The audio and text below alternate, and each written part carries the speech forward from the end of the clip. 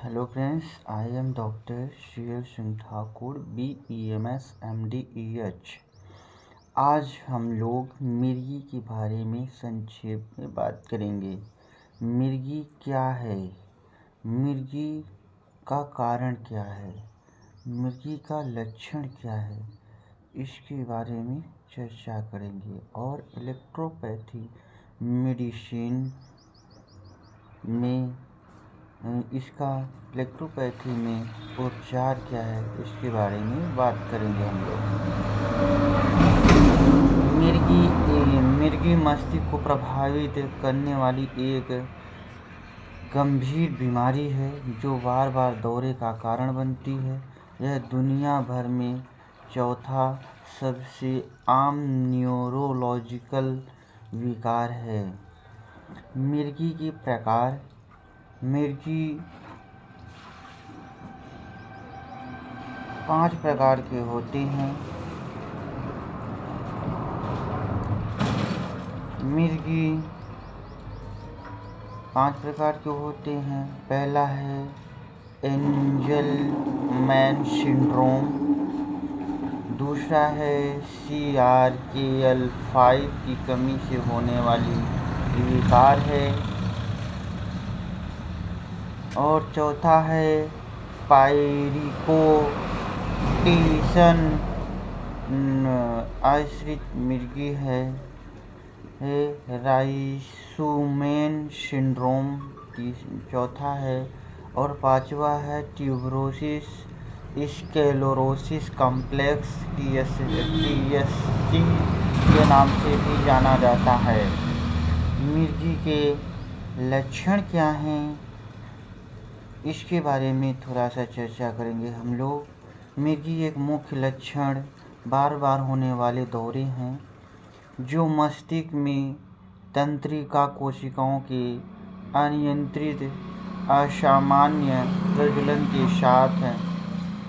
प्रजनन के कारण होते हैं। मिर्गी के दौरे के संकेत और लक्षण इस बात पर निर्भर करती हैं कि मस्तिष्क का कौन सा क्षेत्र प्रभावित है। मिर्गी से पीड़ित व्यक्ति को निम्न अनुभव हो सकता है, जैसे असामान्य नेत्र गति होना, घूरने का मन करना, मुंह से लार टपकना या झाग निकलना, मांसपेशियों की टोन का पूर्ण नुकसान यानी ड्रॉप अटैक होना, संवेदन में परिवर्तन जैसे श्रवण, दृष्टि, स्वाद, गंध, सुनना या झुनझुनीपन जैसे लगना, अस्थायी भ्रम और सोचने, बोलने या समझने में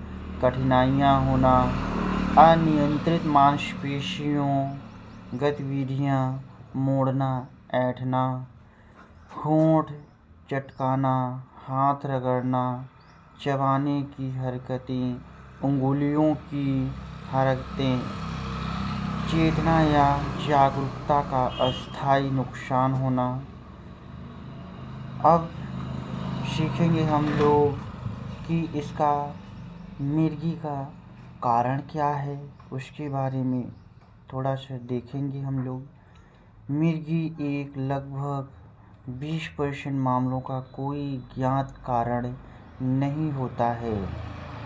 मिर्गी से पीड़ित शेष लोगों में इसका कोई अनियंत्रित कारण देखने को नहीं मिलता है।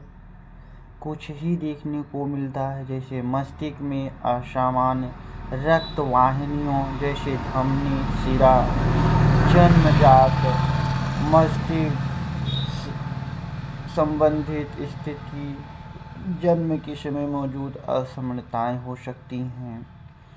मस्तिष्क की चोट, स्ट्रोक्स, कार दुर्घटना, गिरने या प्रक्षेपण या अन्य घटनाओं से होने वाली दर्दनाक मस्तिष्क चोट हो सकता है।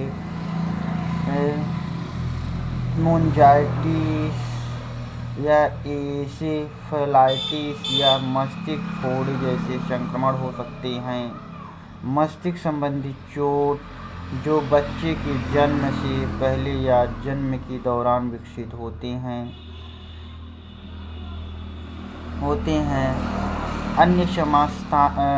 अन्य स्वास्थ्य स्थितियों की वजह से भी हो सकती हैं, जैसे स्व प्रतिरक्षी विकार, जिसमें प्रतिरक्षा प्रणाली मस्तिष्क कोशिकाओं पर हमला करती हैं।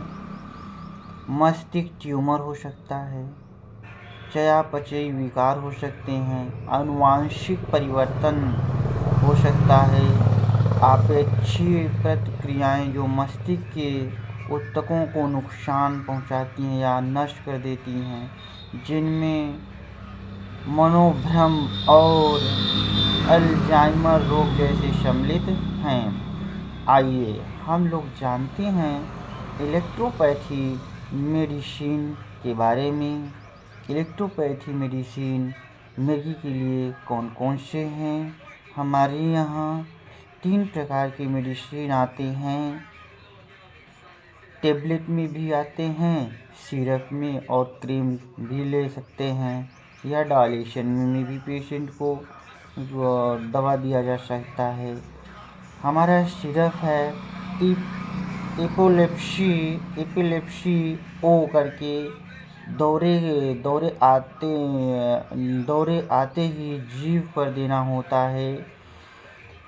1 ml पेशेंट को जब दौरा आता है तभी उसी समय 1 ml देना चाहिए, जिससे पेशेंट को काफ़ी तेज़ी से राहत मिलती है। दूसरा हमारा सिरप है एपिलेप्सी एम।